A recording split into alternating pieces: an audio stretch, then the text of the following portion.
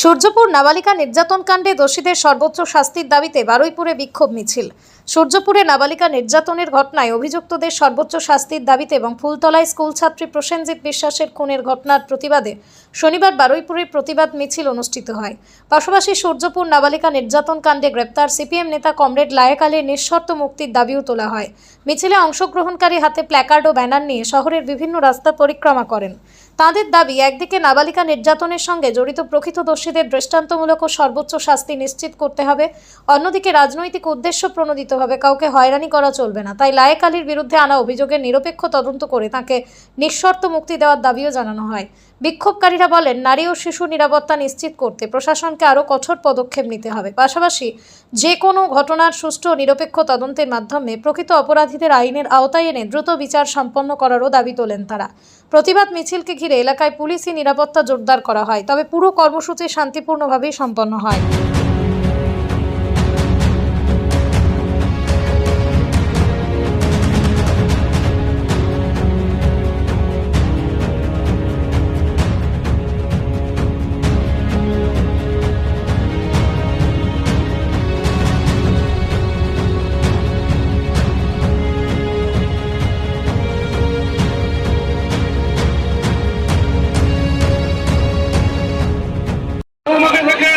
রাজনৈতিকভাবে তাকে মাতৃস্থানীয় মনে করত।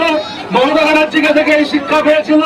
নিজের মুখ্যমন্ত্রী হয়ে এখন ধর্ষকের আগে ধর্ষণের প্রতিবাদকারীদেরকে ধরছে। আমরা বলছি, যেমন ধর্মেন্দ্র প্রধান ইস্তফা চেয়েছিল দেশের যুব সমাজ, ওরা গতকাল রাত অব্দি বলেছিল ধর্মেন্দ্র প্রধান ইস্তফা দেবে না। আজকে সকালবেলা নিজের ফেলা থুতু চাটতে হয়েছে নদীকে। ধর্মেন্দ্র প্রধানকে লেজ গুটিয়ে পালাতে হয়েছে।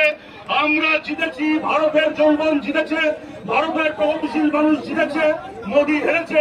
তেমন আজ না হোক কাল আপনি 27টা মামলা দিয়েছেন শুভেন্দু অধিকারী, আপনি 27,000 মিথ্যে মামলা দিন, তবু আজ না হোক কাল লায়েক আলীকে জেল থেকে আমরা বার করে আনবই।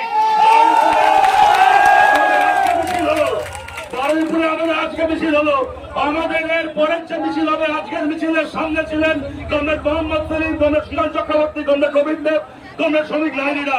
সামনের বার যখন বারুইপুরের মাটিতে মিছিল হবে, ওই মিছিলের সবার সামনে হাঁটবে কমরেড লায়েক আলী।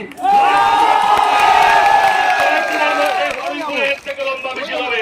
এই কথা বলে আপনাদের সবাইকে আলোচনা জানিয়ে আমার কথা শেষ করছি। কিন্তু এই লড়াইয়ের ময়দানে বারবার দেখা হবে, বারবার দেখা হবে। এই সরকারকে আমরা তাড়াবো ততদিন পর্যন্ত এই লড়াইয়ের ময়দানে এইভাবেই দেখা হবে।